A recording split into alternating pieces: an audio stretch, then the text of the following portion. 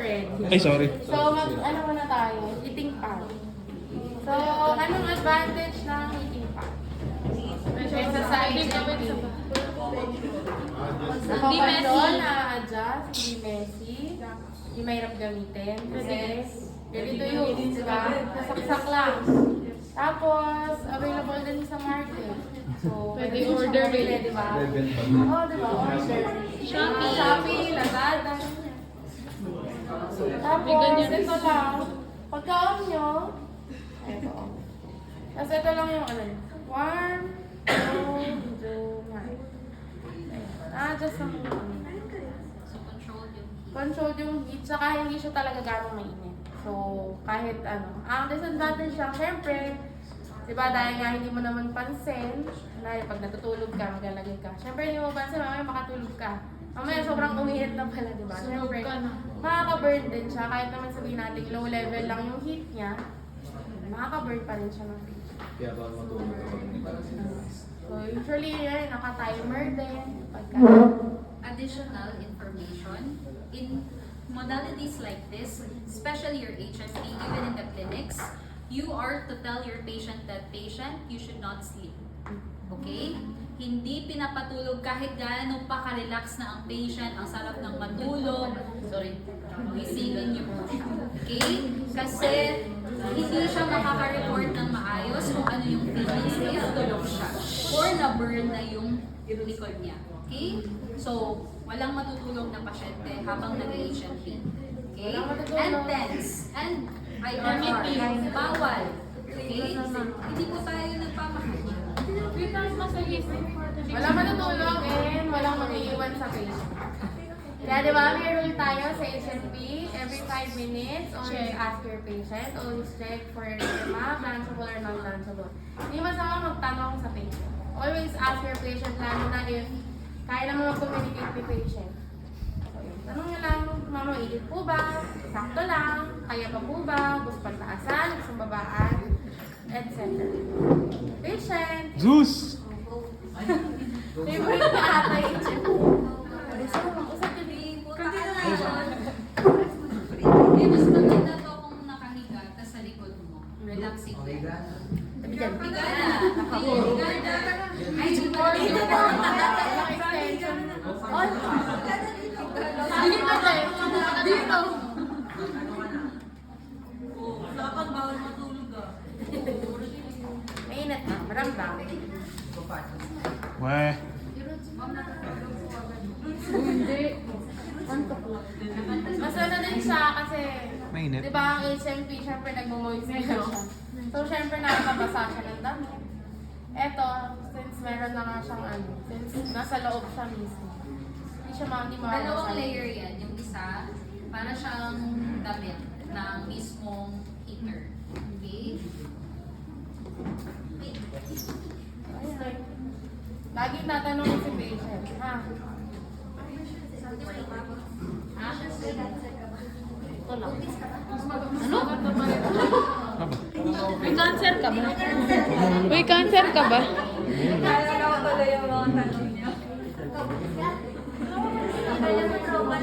May tatay ka ba?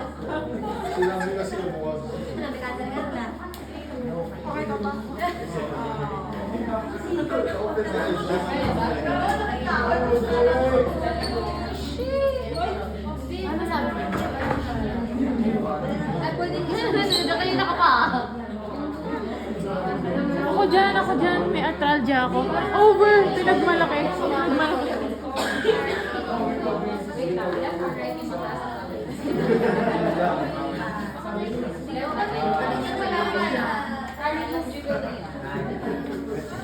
Ikaw, mainit pen, ma'am. Oo, ano yan? May bulsa. Pamaypay.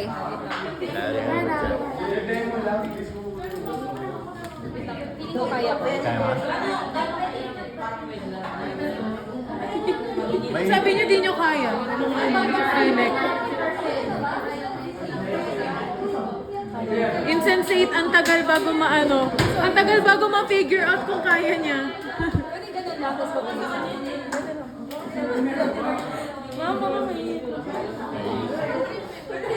Binabalik.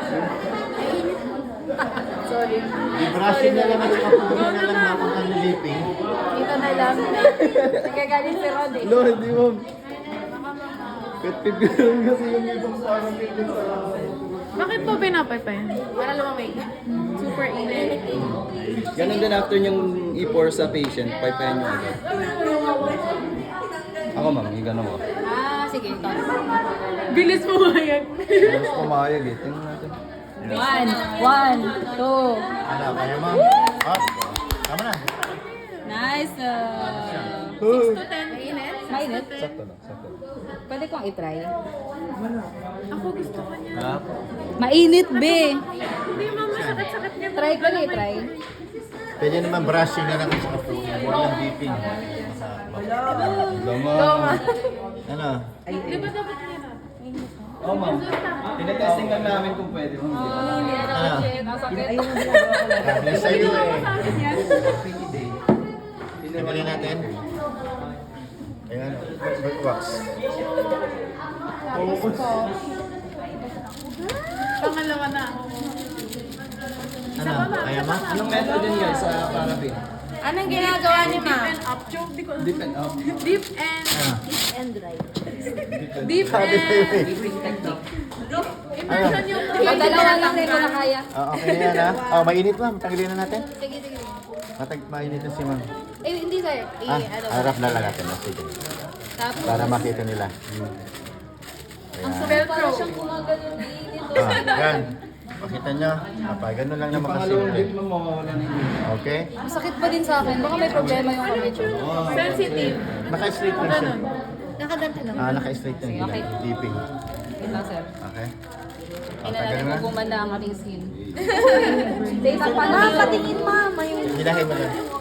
Sasabay naman yan. Sige. Babalik.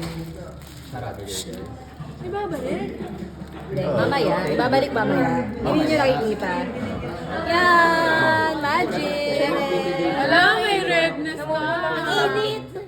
Mama, I think may problem ka talaga Iriti sa ma, napaso sensation. talaga ako. Wait lang. Tingnan siya mga. May problem, mama. Adverse. Contraindicated. Hindi siya blanchable. Charot, blanchable pala. Okay. Nag-overthink. Nag-overthink din siya. Sige na, kayo na. Super init pa ata eh. Mainit yan. Mainit pa. Mainit pa siya. Kapag ganyan kainit, nagagamitin siyempre brushing for cooling lang. Ako pa. Pag Tingnan muna namin, For sir. arthralgia. Sige, wait lang. Hindi, Ang muna ano muna namin tayo, bago mainit pa mag-try. kasi.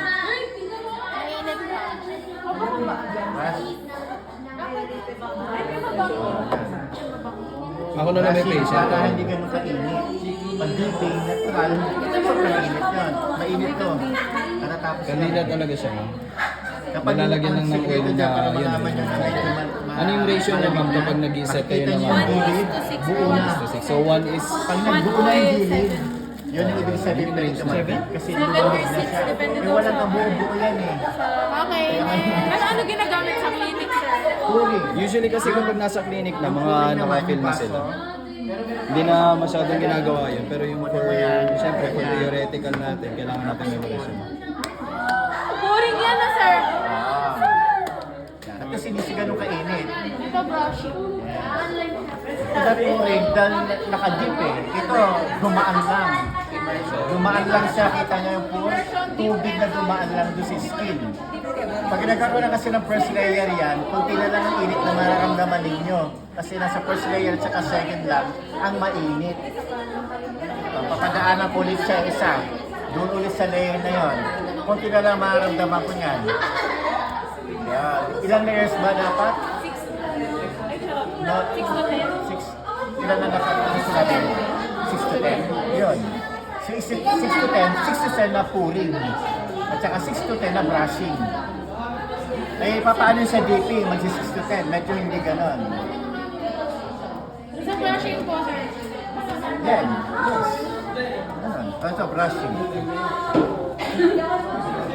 Dito na naman sa kabilang side. Okay, layers, di ba? 1. Even hindi po from here to here, one na po yun. Ayun, no, here. 1, brushing 2, 3. So from here, from taas, 1, 2, 2. Ah, Siyempre, kukuha ka muna. Sa 1, kuha. 2, kuha. 3, kuha. Hanggang sa yun yun. So, ganon. Ilang layers? 6 to 10? 6 to 10 layers siya. Sa clinic, ilan ginagawa? 6 to 10. 6 to 10 din. So, ganon siya. Okay, mas sa clinic, anong pinaka-common ng ginagamit na technique? DP. Dipping. Sa? Pouring. Depende sa clinics, pero ang most common talaga is DP. Okay, depends. It depends. Okay? Pero siyempre, pag safety, for safety precaution, yung pinaka less na magkakos ng heat, ng extreme heat. Siyempre, brushing yun. Okay? So, yun naman. So for paraffin wax ba? Yung Temper, sige, ayan. sige, sige. Sige. So since mainit pa siya, paano malalaman if ready to use na ang paraffin? Aside sa, syempre sa thermometer, para malaman kung sakto na yung init niya. May transparent film na. So pag ganon, medyo, okay na yan for use. Pero syempre, better if we use thermometer. Anong temperature for paraffin? 53. 40 to 50? 40 to 50. Ano kapag, di ba, sino nagtanong kanina kung binabalik, kung nire-reuse? Nire-reuse? Oo, nire-reuse siya. O syempre kapag gagamitin siya, ibabalik. Kasi, di ba, meron tayong anong nilalagay sa, anong inano sa paraffin? May siya, yung Self-cleaning. self-cleaning. Anong temperature? 6 sterilization. Self-sterilization. Anong temperature? Nasa PowerPoint ko nila. 63. Charot ba? Basta nasa PPT. Sa PPT. Aralin ha. So, syempre meron tayong kung paano gagamitin, kung anong ready to use temperature, ano yung self-sterilization point, and then ano yung kapag, kunwari ganyan, sobrang init pa niya, usually kunwari sa clinics talaga, pinapaypayan.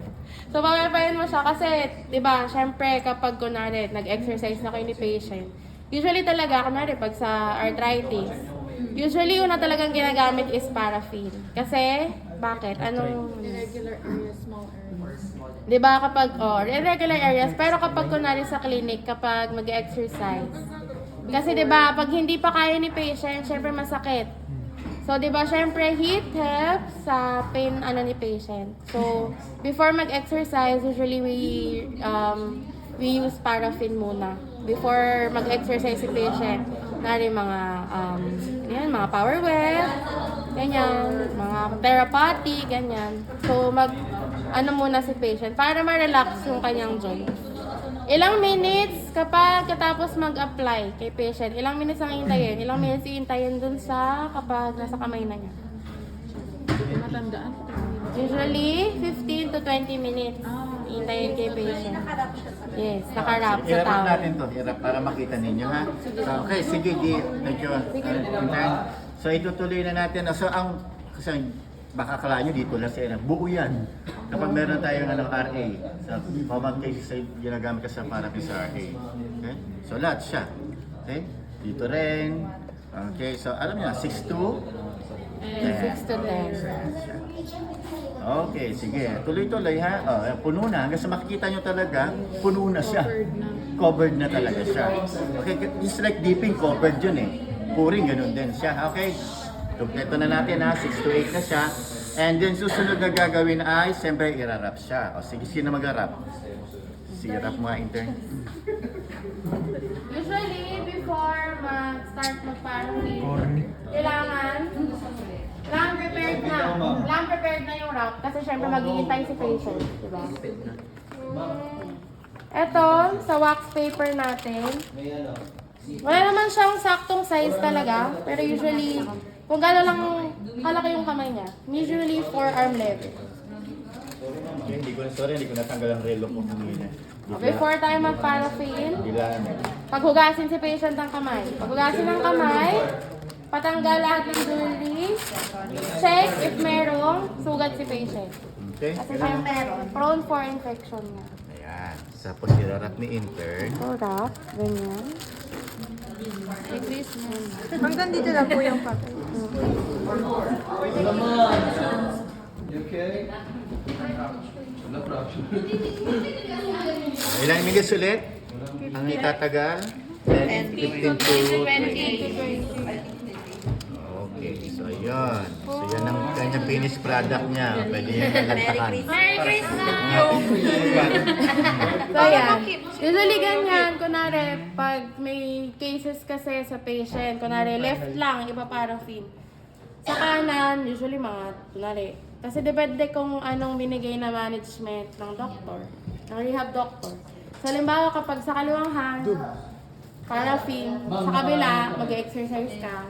So, habang naka-paraffin si patient, kaysa maghintay ka ng 15 to 20 minutes, nakatunga nga lang kayong dalawa ni patient. So, anong gagawin mo pa na may iba pa, may iba ka pang gagawin kay patient, pagawa mo na. So, yun. Usually Kaya sa kasi, mga- we conserve usually- time. So, ayun. Usually ano ma'am? Yung PREs. PREs. Kasi usually mga ano lang talagang time ng treatment time. 1 hour lang talaga ang minimum for given kay patient. Pag kunwari mga 2 areas, pwede ka mag 2 hours. Pero pag ganyan, we really conserve time. Kung ano yung mga exercises, modalities na kayang pagsabayin, pagsabayin. Okay, then tapos na kanyari yung 15 to 20 minutes. Siyempre, tatanggalin ni intern. Aftercare.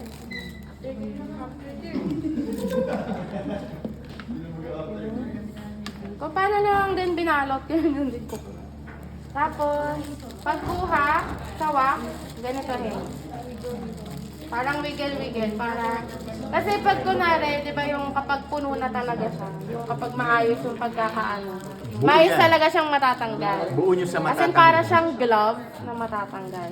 Ito kasi sa akin kulang to. Kulang kasi. So, Kaya naging ganito siya.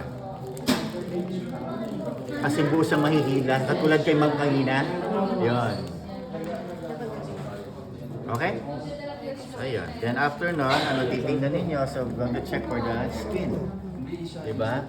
Baka mayroong redness, susumobra. Katulad kanina kay Ma'am, may redness yun. Okay? Mainit kasi. ano ulit method sa paraffin? Dipping, brushing, pouring, immersion. Ano yung isa?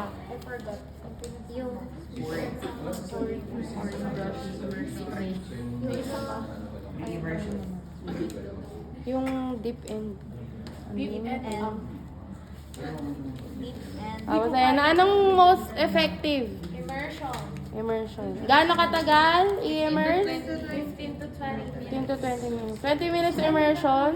Ano siya? Most effective but Malamig na siya. intolerable. Kasi usually kapag si patient talaga, syempre lalo kapag mainit, syempre heat yan. So, before anything is check for sensation. Syempre before naman tayo mag-treatment, we have your assessment, diba? Meron pa siya ng first coating sa...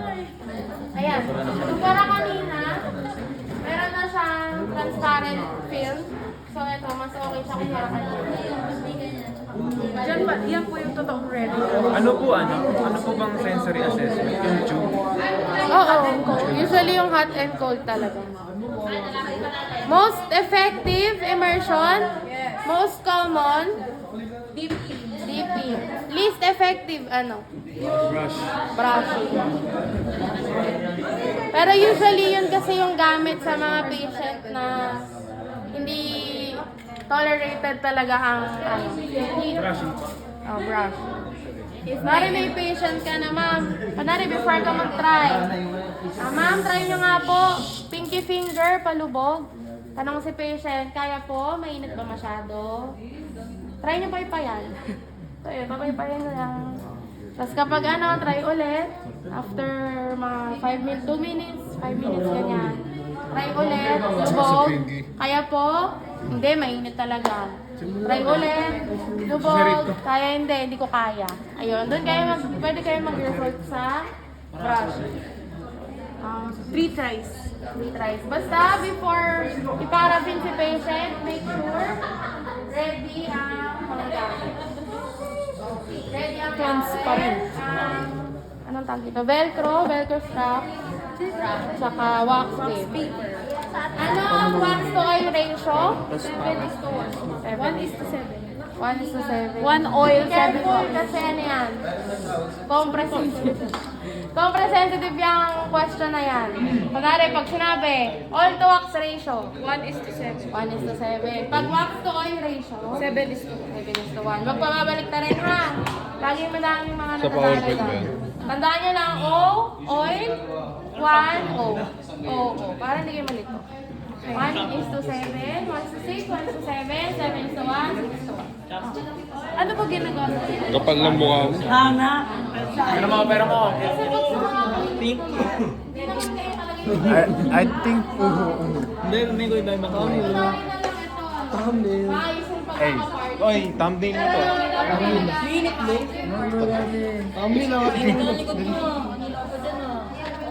tangin na mo. Pero dito hindi I am being bullied. Help me.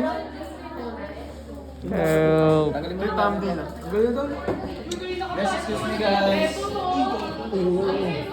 Ba't tumayo ka? Look, mainit na look. Ayan, cold na. Cold.